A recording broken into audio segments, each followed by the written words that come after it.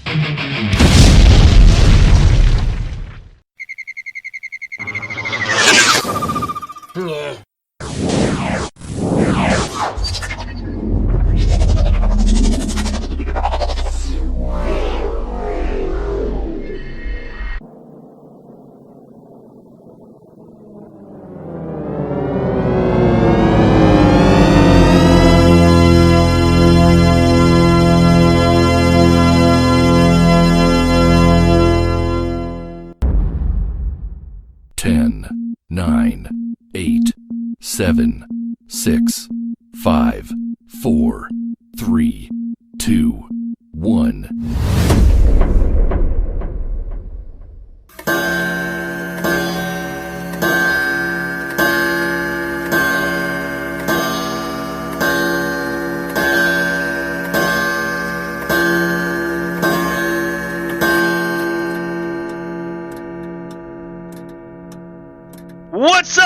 What's up, Radio Land Podcast Land and all across the earth? It's the notorious, it's the rebellious, it's the man of the hour, Choose 27 Nabo Rambo Bob still coming guys live loud and proud on the station that rocks the nation, Steel Savage Radio. And what a surprise I got for you guys here right now. Yes, I got a special interview right out the bat here.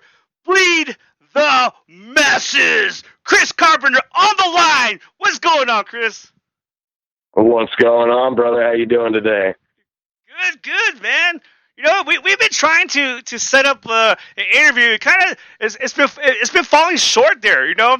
And finally, I was like, you know what? Let's just cold call him, and get him on the line here right now. So finally. Yeah, no, man, I'm happy to do it. We've been trying to get everybody together so we could all talk at the same time, but everybody's kind of scatterbrained a little bit, and everybody's kind of got different schedules. So, yeah, I don't mind that. I talked to the guys just a little bit right after you called me, and they said, hey, you could just go ahead, man. So, yeah, don't mind at all. Happy to be here. Well, you know what? I want to, we're going to be starting this thing called Reclaim the Rock Sessions, and it's going to be live video of the band there. So, and, you know, definitely want to get you guys in that. If we can't get you guys all on the line at one time, maybe we'll get you guys all on video at one time and fucking rock the joint on Still Savage Radio's webcam there for, you know, 4 or 5 songs there, you know, and then introduce the band there, you know. I think that would be good. Plus, it's also going to be on a new platform, a video gaming platform called Twitch. Ooh. I don't know if you're familiar with Twitch. Okay, yeah. Oh, yeah, I'm very familiar with Twitch. Yeah, you know, a lot of gamers do listen to Still Savage Radio right now who are going through their eardrums and blasting this heavy metal music, and it would be badass to have them see you on video there and blasting your music into their eardrums too, yeah! Absolutely, yeah. I'd love to do that. Yeah, for sure. No, I actually watch Matt Heafy on Twitch all the time. He does game stuff, but he also does a bunch of, Matt Heafy from Trivium. He does a bunch of acoustic covers of songs, too. And I don't know how that guy does it. He can listen to a song and change it into anything he wants to. Right there, too, on the spot. Yeah, he can. He can make a country song out of a Slipknot song just on a whim with no effort whatsoever. And the guitarist for Dragon Force, too, has a big following on Twitch, too, as well. Oh, I didn't even know Herman Lee was on there. That's awesome. I'm going to have to check his channel out for sure. Now, if those two battled out, dude, who do you got, man? I mean, I don't know. It depends. What are they trying to do? Are they trying to create a song from nothing, or are they just trying to throw down an epic solo? So let's say they're going to be playing on they're going to be playing on Slipknot song, Custard. I'd probably say Matt Heafy. Yeah, honestly. I would say. But if the competition is play an insane solo over just this backing track, I think Herman Lee's got him destroyed. Yeah, definitely, man. Yep. I think Trivium's earlier stuff was a little harder, though, honestly. But, but they're growing with their music into a different realm. Oh, absolutely. They're hitting new stuff that you say, wow, this is actually radio playable stuff, but some of the stuff they're doing is a little bit more technical than they did when they were younger. Well, listen, Trivium is one of the bands that I've been following. I think the first album I listened to, it was Ascendancy with like Lights of Flies and Pull Harder on the Strings of Your Martyr. And that band, every single album has changed the formula a little bit. They've gone from sounding like your average metalcore band to sounding like New Age Metallica to sounding like an operatic metal band. Like Silence in the Snow was like very operatic and very melodic, not very metal, That brought in a lot of different fans, but I would say lost some fans. But, but that's what music is, Absolutely. That's one of the things that we strive to do, too. We don't want to continue to bring the same song to fans or the same album to fans or even the same exact performance to fans. We want to change it up. We want to give everybody a unique experience. We don't want it to be repetitive and overdone. For sure. Now, what's on the map here for the band coming up here now, man? Let's see. This Saturday, actually, we have an upcoming show. It's one of our very few local shows that we've ever played. It's going to be at the Mesker Shelter House number 3 here in Evansville, Indiana.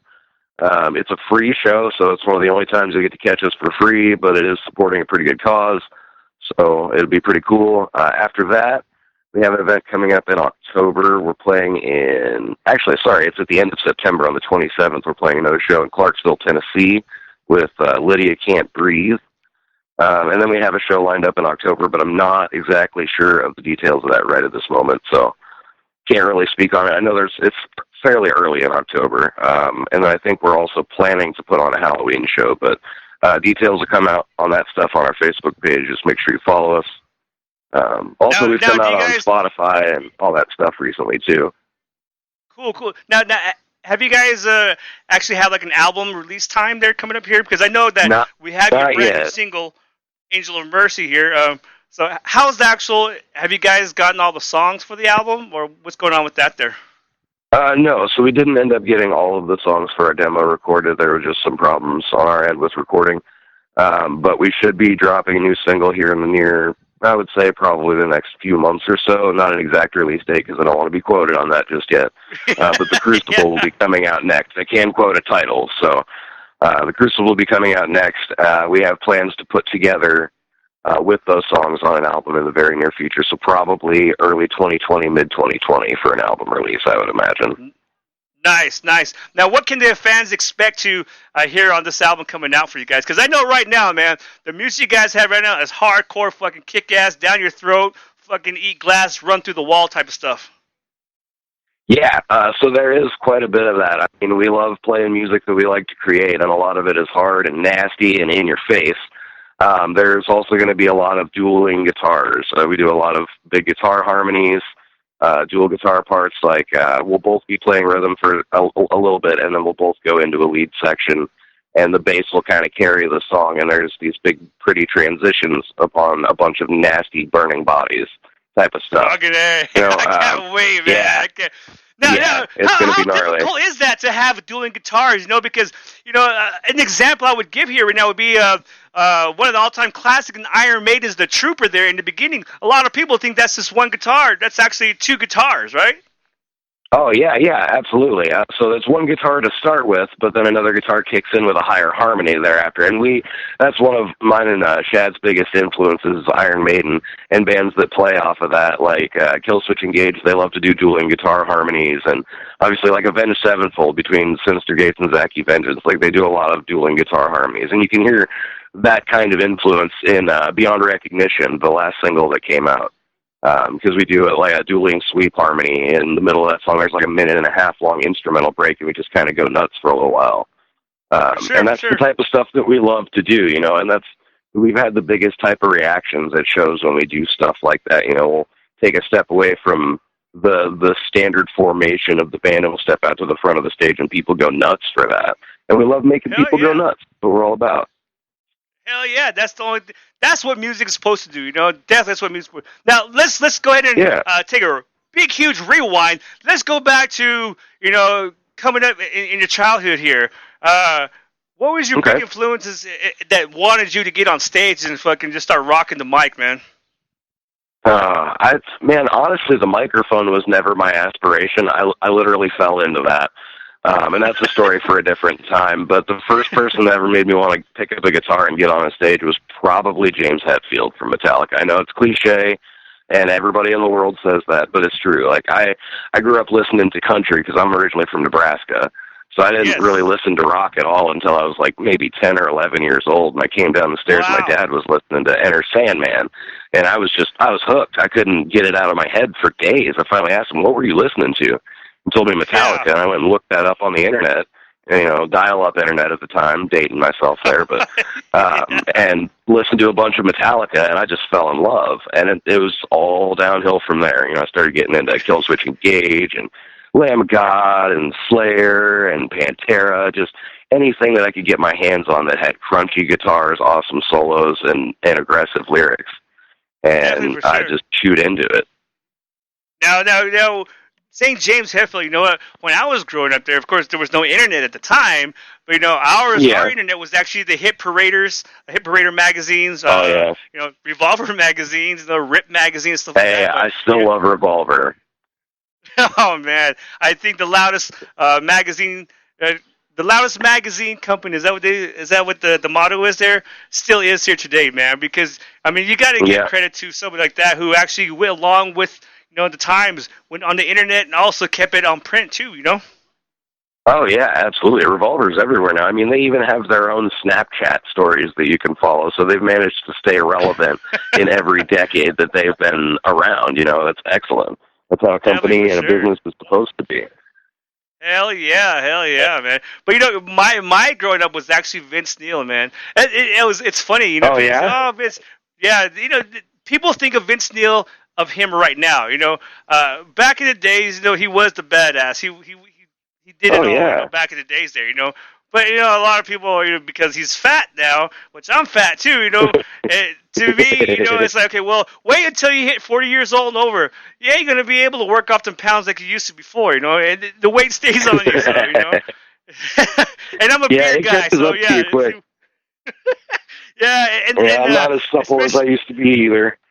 Yeah, man, and I think a lot of the weightlifter guys, the guys who get real big muscles, once you guys stop lifting, I'm telling you what, right here, right now, from experience, is that all that muscle turns right into fat very quickly with all the sugars that you're going to be ingesting. Oh, yeah. I'm telling you, it comes really faster. Yep. So, but a lot of people think eating low-fat food will do it, but no, it won't. Low-fat food has a bunch of sugar in it. Yeah.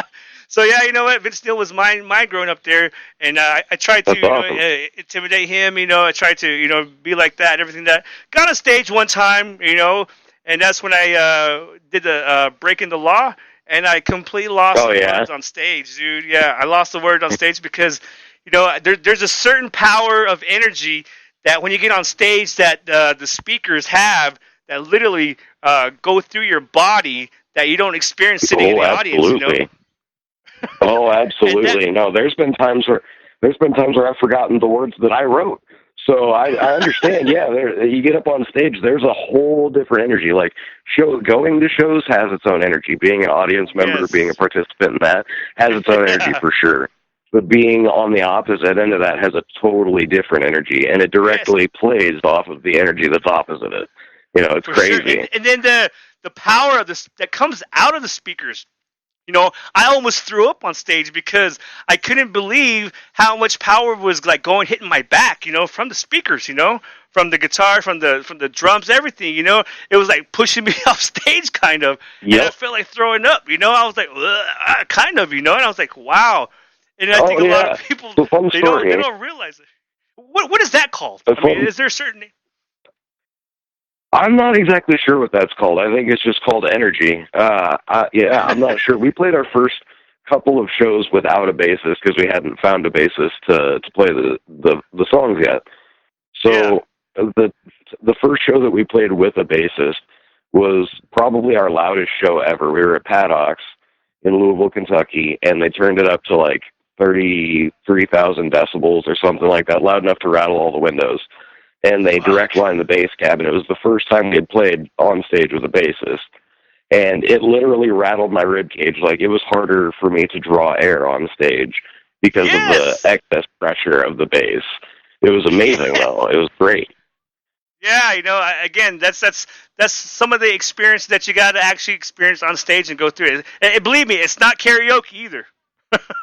Oh no! Karaoke. You can get a taste of that with karaoke if everybody's drunk and having a good time with you. But no, it's definitely not karaoke. Now, how do you keep your voice in shape here, man? Because you know there's a lot of diet stuff like that, a lot of supplements stuff. So how do you keep your vocals in shape there? I just make sure that I warm up before I perform or practice, and I make sure that the day of a show, like 24 hours before I'm supposed to get on stage and perform, I drink nothing but water. Like, not even black coffee, no tea, nothing like that. And, I watched the Zen of Screaming DVDs back in the day, Melissa Cross, pretty renowned vocal teacher or whatever, and learned a couple of techniques off of there that really worked for me. And then have just kind of been practicing with it, I don't know, for 8 or 9 years, something like that. And, I just make sure that I do those things. I've had times where I didn't warm up before a show or didn't drink water for 24 hours before, and you can definitely feel the effects of it in your throat, and you can feel the difference in your performance. But that's just for me.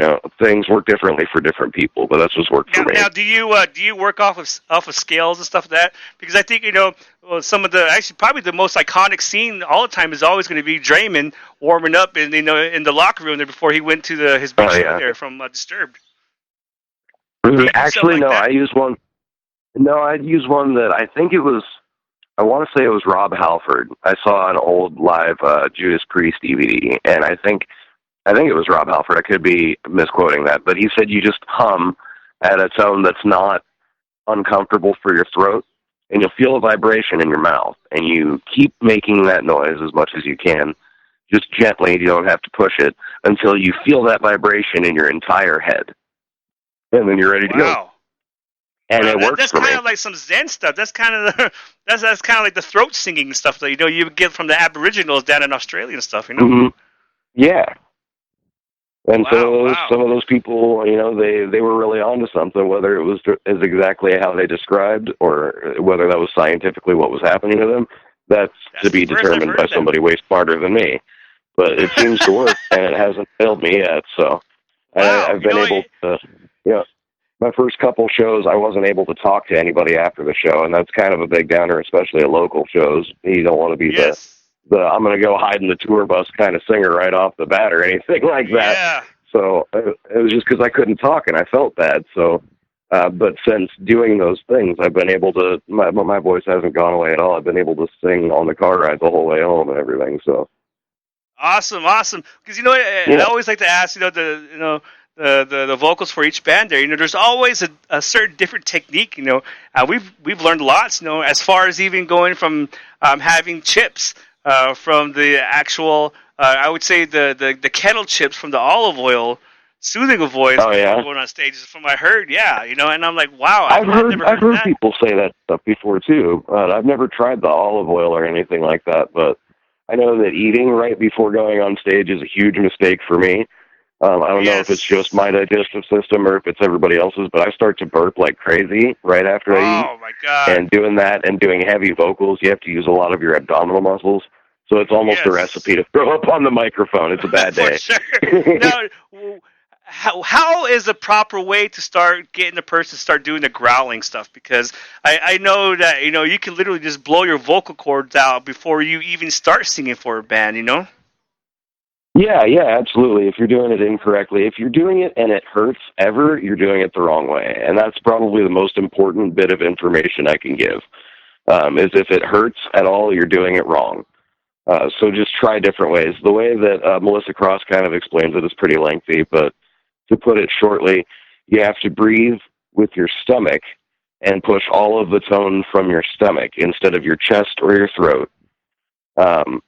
And if you feel any tension building up in your throat, either you're not warmed up or you're still doing it improperly. So it is definitely important to warm up. I can't stress that enough.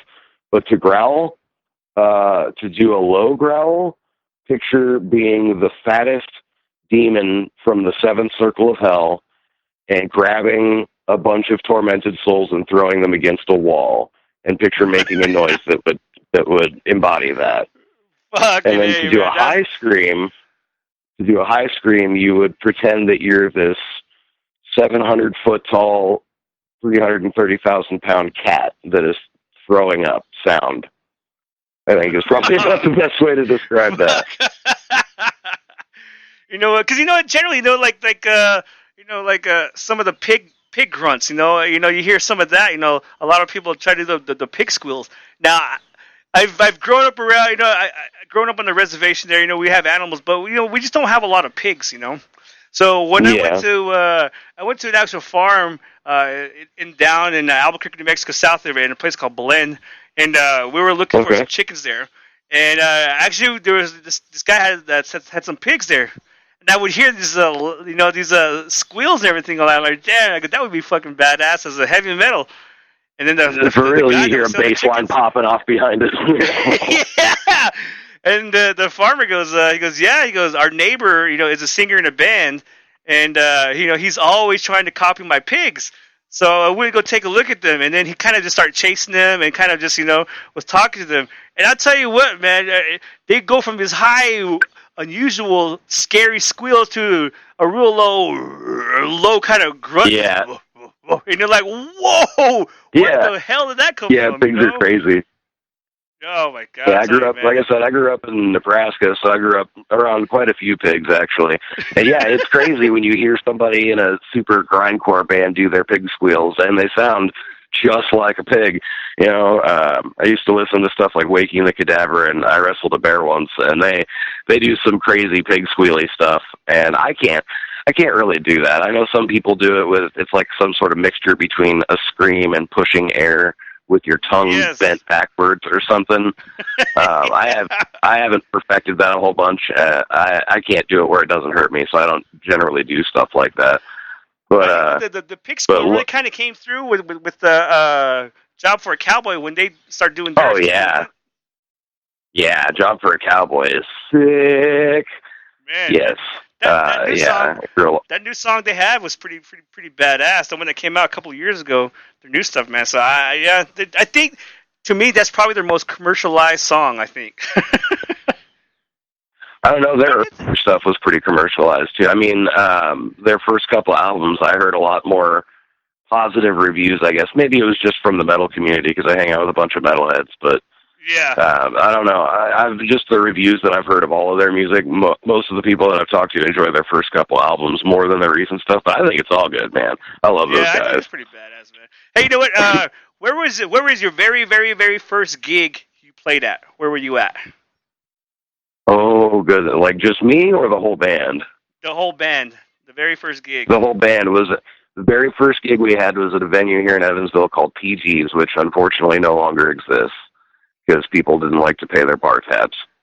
But it was this really cool little spot. It was a very little spot. You know, it was It was basically the size, the actual stage and venue area of the spot was about the size of somebody's garage.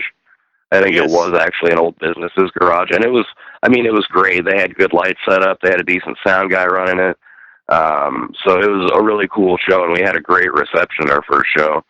But there was, I don't know, maybe 10, 15 people there. There might have been more. But we played with 4 other bands. And one of them we still play with pretty regularly, Insectriarchy. And we actually, our last show at Wadesville Metal Fest, here in Wadesville, it's only like 10 miles outside of town. We played with both those guys that we played with at our first show, Crows of Odin and Insectriarchy again, and it was pretty awesome. Nice. It was like a reunion show, yeah. Now, what about your very first gig? When's the first time you ever got on stage there? Oh, Lord. First time I ever got on stage was probably back in 2005. I was doing open mic because I didn't have a band and nowhere in the town that I grew up in would book bands. Like, we just had country bars and stuff. So I drove 70 miles away to Lincoln and took my cell phone with me and plugged an aux cable into the PA system and just played a bunch of Metallica songs and Pantera songs, just with my guitar. And it was nerve-wracking. And I screwed up so many times. My guitar started short-circuiting because I built my first guitar myself, and it wasn't wired properly for passing anything bigger than a practice amp. So I had a whole bunch of technical problems, and it was a mess. But yeah. But that's rock and roll, though, man. I think just that story itself, it just goes to show the passion that we have to play this type of music that fucking just that's embedded in our souls, you know? Absolutely, yeah. At the time, there was nowhere around that really played heavy music, or everybody was stuck on dance or hip hop, or no one was really playing rock or metal anywhere. So I wanted to change it up a little bit. And I didn't get great reception at the very first show ever, but I got better, and things are going great now. So awesome. Now, what was the actual very, very first band you played in? The very first band I played professionally in was a band called Hope for the Fallen in Lincoln, and that was probably back in 2014, 2015, something like that. And I played with those guys for the better part of a year. I only played a handful of shows with them, and then some personal problems with the band forced us to part ways. But those guys are still going. They're under a different name now. They're still out there making music, so that's pretty good. I'm glad to hear that. That's awesome, though. I think that some of these actually, I would say all of these bands, and especially with radio stations too as well. You got to have kind of like a great marriage. I mean, you're gonna have your fights and stuff like that. As long as you can make up for it and not get that divorce, then you're okay. Yeah. You get the longevity such as you would get from like a Motley Crue, even though their scuffles are more tabloid and stuff like that, because we know that as far as the media goes, we tend to hype it up a little bit more than it should be, and I think some of the situations are probably just happening just like that there, but and I think that in any band, oh, sorry, man. Go ahead. No, go ahead. Yeah, go ahead. Yeah, I think that in any band, you got to be able to mesh well with the other people, or you're going to make music that doesn't sound very genuine. And I think that kind of happened with every great band along the way that had interpersonal problems, and you can hear it in their music. Even though they're fantastic musicians, it still sounds like impersonal music. So it's getting into a band that's going to go someplace, that's going to actually do things and make good music happen is a difficult process. You don't have to be the best of buddies all the time, but you have to be able to hang out and not want to choke the shit out of each other all the time, for sure. For sure. Yeah. Well, you know what? A perfect example for me is going to be the Page Coverdale, Jimmy Page and David Coverdale. That album. I mean, it was good. Good by rock standards, but it's not something that going to blow me away. That didn't blow me away. And then like, oh my god, but it's David Coverdale and Jimmy Page. Holy shit! When you listen to it, you're like, okay. I mean, you could play it on a Saturday night just one time. Well, yeah, and Robert Plant's out doing some solo stuff now too, and that's exciting because he's still alive and singing. But It's not Zeppelin, man. It's not. Yeah, it's not for sure. for sure, man. So, now playing guitar and singing, dude. How much of that was how much practice did that take to start to get it down to where you can actually do it secondhand? Way more than I probably should have ever played a guitar. So yeah, both me and Chad are kind of like robots sometimes. When we're off work at the end of the day, instead of playing video games, sometimes we'll just pick up our guitar and play the rest of the day away. And that happens, I'd say probably about 80% of the time. So it's been one of the ways that we've dealt with stressful situations and life events and things changing over the years, getting older and all that. So it's not so much practice for us anymore as it is just a natural part of the day. But yeah, it takes quite a bit. I have to get to the point with a song where I can play every bit of that song without looking at my guitar, so that I can think about how I need to breathe to deliver the next vocal line, what position my throat needs to be in so I don't accidentally fry out a chord. Do I have enough breath for the end of this, holding out that tone? And sometimes I'll have to look down at my guitar, but yeah, it takes quite a bit of practice to get there. We'll write a song and then we'll put it together. What's the best advice you could give somebody that's barely starting out, that's going to be playing the guitar and, singing as well? Fake it till you make it, honestly, especially if you have another guitar player with you. Is the best thing about having another guitar player, especially one like Chad who never misses a note. Like I swear to God, that man is a robot. We'll prove it one of these days.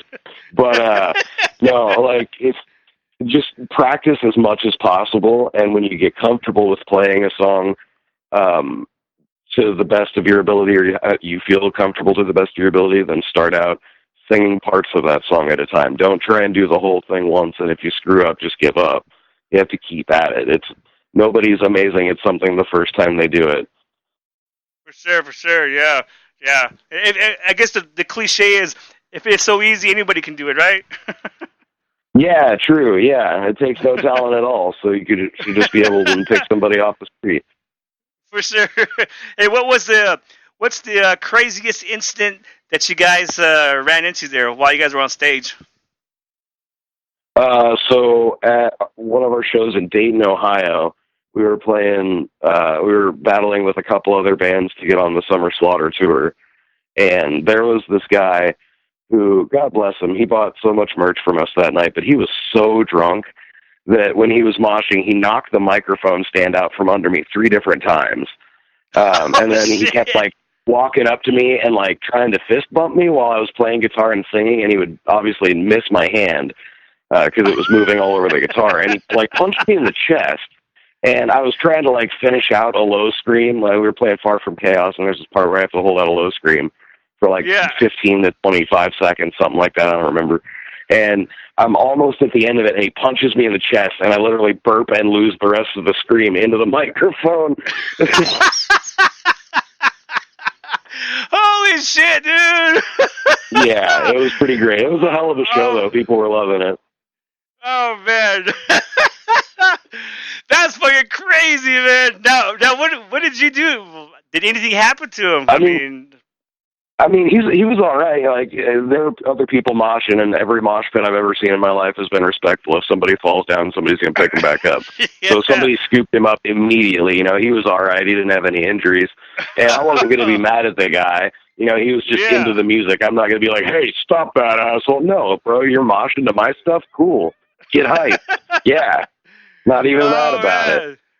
That's the first time we've ever heard that here, man. Wow, that's pretty crazy, dude. Oh, man. I love it, man. Hell yeah. So, being from Nebraska, some of that, I know growing up with country stuff, I like country music. Country music is my guilty pleasure, I always tell people, because when I'm not listening to heavy metal, I do listen to country music. Now, I got to listen to the traditional stuff with the steel guitars and the fiddles and stuff like that there. Yeah, I agree with that. I can't do a whole lot of new country for sure, because it all sounds like it could just be on pop radio if they didn't have any twang in their voice. Exactly. So growing up, man, while you close your door, what country music did you listen to? What country musician did you listen to? Garth Brooks and Alan Jackson, George Strait. Oh, goodness. Hank Williams and Willie Nelson. I actually got to meet Willie Nelson when I was 13, 14 years old, something like that, at a Farm Aid concert in Brownville, yeah. Yep, he was an awesome old guy.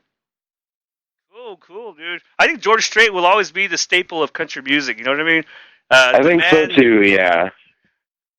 I think he's to the point to now, all he has to do is just sing whatever song is written for him now, right? And he's going to make it a hit. I mean, yeah, pretty much. Yeah, I don't know if he can do much writing anymore, but he's still going to be able to tour until he goes. That man, he's, no matter how old he gets, no matter how old he gets, the ladies are still going to love George Strait, man. Absolutely. It's all about the song. You know what? I always tell people, you know what? If you ever go to a country concert, you got to go to George Strait concert because you're guaranteed to get laid that night because the women are going to outnumber the men that night there, you know, literally like 10-1. That's true, yeah. But that's, I mean, by those standards, you could go to a Keith Urban concert too, but who wants to do that? Yeah. But you know, Keith can kind of shred it a little bit though, right? On the guitar, he can shred a little bit. Oh yeah. I mean, yeah, but he's not as good as Brad Paisley. Brad Paisley, man, I'll tell you, that is a guy that I can respect the hell out of. He writes his own stuff most of the time, and he can play a mean guitar. Yes. You know, we're going to be making a huge announcement that we're going to be at a venue here, but we're actually going to be on the stage with Aaron Watson there. What do you think of Aaron Watson? Oh, really? Yeah. I'm not entirely sure yet. I'm still formulating an opinion on that one. You know what? I think he started off really good, but now he's getting into the more of the pop side of it. It seems like, you know, because he started off really traditional with the steel guitars, fiddles. Now he's incorporating it, but it's starting to sound like a Tim McGraw type of a deal, you know, the Luke Bryan stuff. You know? It's starting to sound like he's pandering to everybody that listens to mainstream country radio.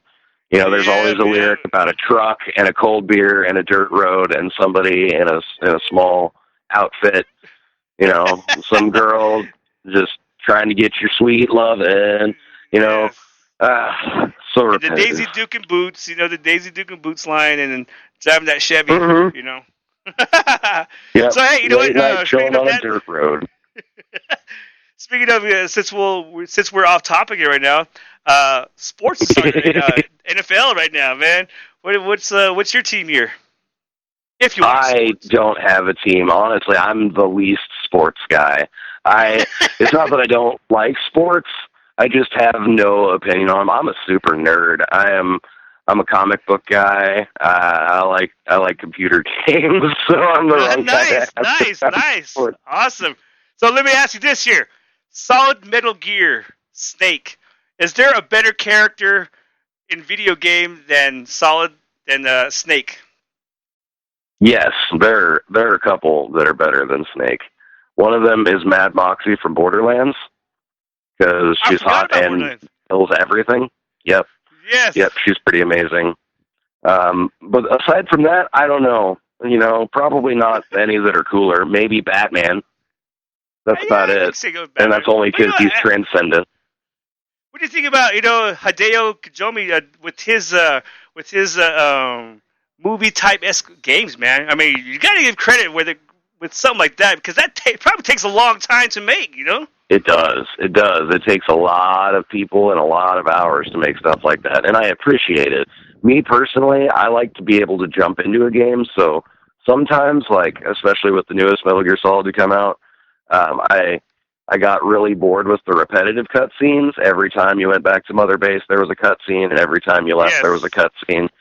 Yes. But I do appreciate that kind of storytelling. You know, video games, ever since their inception, have been a new art medium, and I really appreciate that they could make things that convey a story like those games, that aren't just, you know, like the Walking Dead click here titles, which are cool. You know, those are also cool for their own thing. But to be able to drive an entire story where you actually learn to care about the characters and want to know what's going to happen to them and worry if they live or die.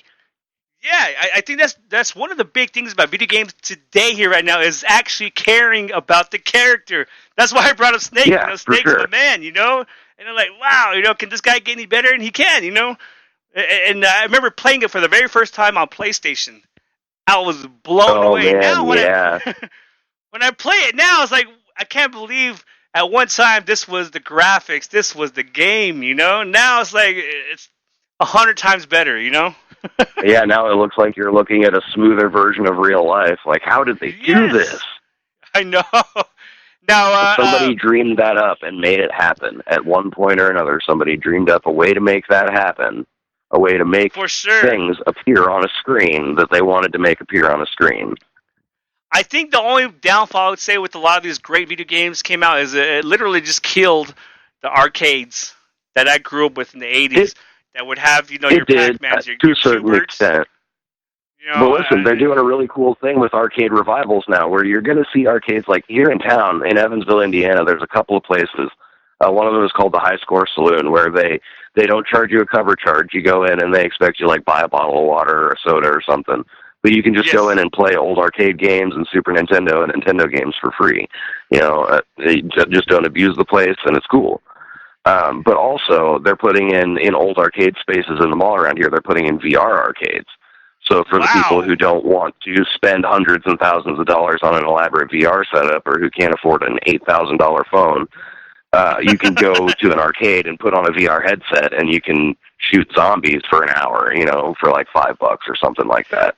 So I think arcades are starting to make a revival. Go ahead, I'm sorry. What's that?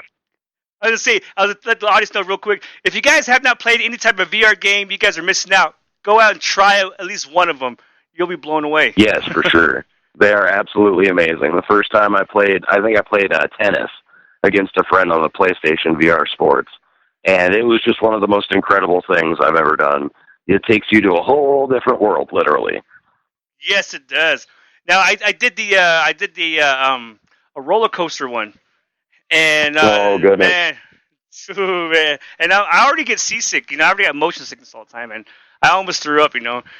But yeah, I'm telling you, those VR games, and then especially the shooting zombie ones. Now, those are the ones you can actually appreciate because you have to look left, you have to look right, and then all of a sudden you just get right in your face. You're like, whoa! Mm-hmm. Yeah. Yep, it's scary. Yeah, I love playing survival games in VR because. Playing a survival game on a console like Outlast or any of those type of games where you're just a character trying to make it through an experience without dying, they're fun, but when you put on a VR headset and you become that person, it makes it so much more real. It adds an extra layer to the game that wasn't there before. Now, will Bleed the Masses ever make a soundtrack for a video game? I guess I should ask that question there. That would be insane. I'm sure we'd love to do some stuff like that, absolutely. Because we have so much material that isn't even fully fledged songs, just like little riffs that we mess around with to warm up at practice that could be perfect for a jump scare or something epic happening in a scene. And yeah, I'm sure we could do something like that. I think that would be kick ass, man. And we got another question. We actually got a question here. It says, what is your favorite movie that you watch before you go on stage? Favorite movie to watch before going on stage? Honestly, probably any episode of Parks and Rec. I wouldn't watch a movie because I just like to laugh all the time. So Parks and Rec or Trailer Park Boys, something like that. Yeah. We got another question here. It says, will the band ever paint their faces? I don't think that we'll ever go full-fledged, paint our whole face, but we may throw some paint on at some point. I don't think it'll ever be a "this is us" permanently thing, but yeah, if we want to dress up for a show or something, yeah, that's definitely a possibility. Just gonna leave that open to interpretation to surprise y'all. The next thing I hear, also, I think it's the one I always wait to ask here is, what's up with all the haircuts? What's up with all the haircuts? Yes. Well, mine was personal decision. It was just time for something different for me. My hair was getting hot. It was getting unruly. And it stopped growing. I thought about just trimming it, but it was time for something different for me. I don't know. I was in a weird mental state, and there was a lot of things going on in my life, and it just felt like it was time for something different. As far as Shad, I don't know why Shad cut his hair. He's Shad. He does things, and nobody can really explain them. Everything's different in the world of a crack box.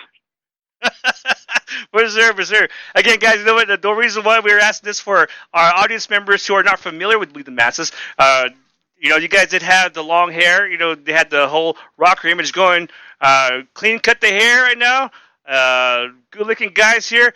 I would even throw my boxers at you guys on stage right now, man.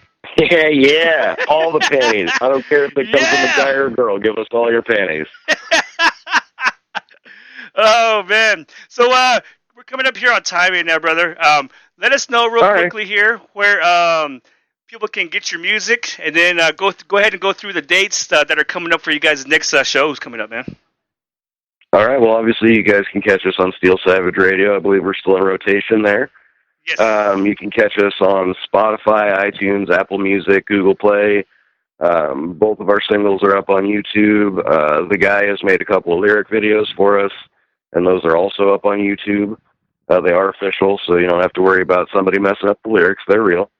We're pretty much anywhere you can stream music. You can purchase our songs on Bandcamp. You can also purchase them off of iTunes or Apple Music. I believe you can also purchase them on Google Play, but everything else should be streamable. The next couple shows, again, we got one coming up this Saturday. It's going to be at the Mesker Shelter House No. 3 here in Evansville. After that, September 27th, we have another show at the Warehouse in Clarksville, Tennessee with Lydia Can't Breathe. And then we're going to have another show in October coming up. So just keep tuned to our Facebook page. That's facebook.com/BleedTheMassesOfficial. And just check us out. Awesome. Now, what's the easiest way to get in contact with you? Let's say, people are listening right now. If a promoter wants to get in touch with you guys, what's the easiest way to get a hold of you guys there? Send us an email or message us on Facebook. We all check our Facebook pretty regularly, and all of us are connected to the Bleed the Masses artist page. So anybody who wants to contact us for bookings or any other inquiries, feel free to shoot us a message or send us an email. Awesome. Hell yeah.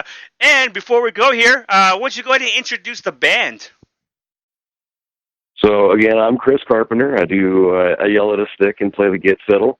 Our other guitarist is Shad Hawkins. He's still a robot. Our bassist is Brian Van Holy Diver. He is our resident ginger, and the master of time behind the drum kit is Daniel Eaton, the giant. And we like to make metal music for people who like to dance and throw their horns and party their faces off. Hell fucking yeah, guys. That's kick-ass. So again, you know what? We definitely got to get you guys on that Twitch, the video Reclaim the Rock sessions here, which is going to be coming up here. Just hopefully next couple of weeks we'll have it up here on our ssrlive.com webcam. So if you guys go to our page there is an option for webcam there. So hopefully that will be up and running within the next couple of weeks here. Just got to give it time. Just got to get it all set up here. And we got to get it marketed and promoted out there too as well. So that's some of the difficult part, but yet fun part there, because you got to figure all that shit out without having to hire a professional to do that for you, you know? That's why I love everything that's happened with technological advances in social media, because it used to be you needed some sort of media manager to do all the things that you can do with Facebook and Instagram and Twitter. And now it's easy and somewhat complicated. It's more complicated to weed out professional from personal. And I think that's really the only aspect that's difficult about it. Otherwise, networking now is so amazing. You can just sit on your phone for an hour and have 1 million contacts. It's really cool. For sure. Hell yeah, man.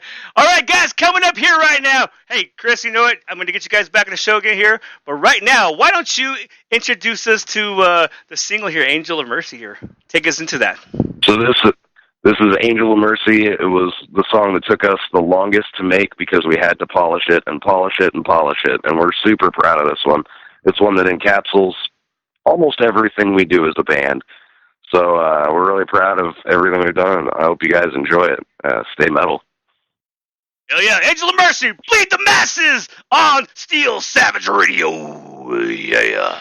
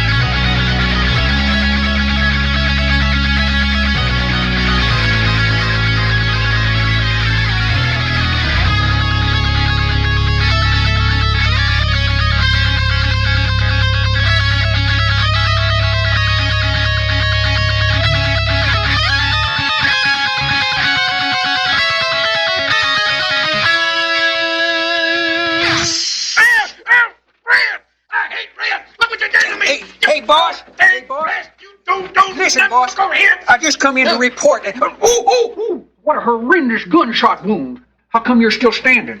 All right, which one of you cutthroats done shot the boss in the gizzard, huh? Let's go. Will you hush up, you dodo? What? That's just paint. Hey, that's just paint. Yeah. Ooh, I'm just so happy, little fat buddy, that you ain't dead. I don't know what I'd do without you. I do. What? You give yourself a raise. Ooh, yeah. Now, what about them Duke boys and that girl? Bad news, bad news. I know it. Listen, boss, I went out there at the Duke farm, and they weren't there. In fact, they weren't anywhere I looked. Well, have you tried any place you haven't looked? No. Well, why don't you try this? That's a good idea. Yeah, I thought you'd like it. I'll get him. I'll get him. Savage Radio.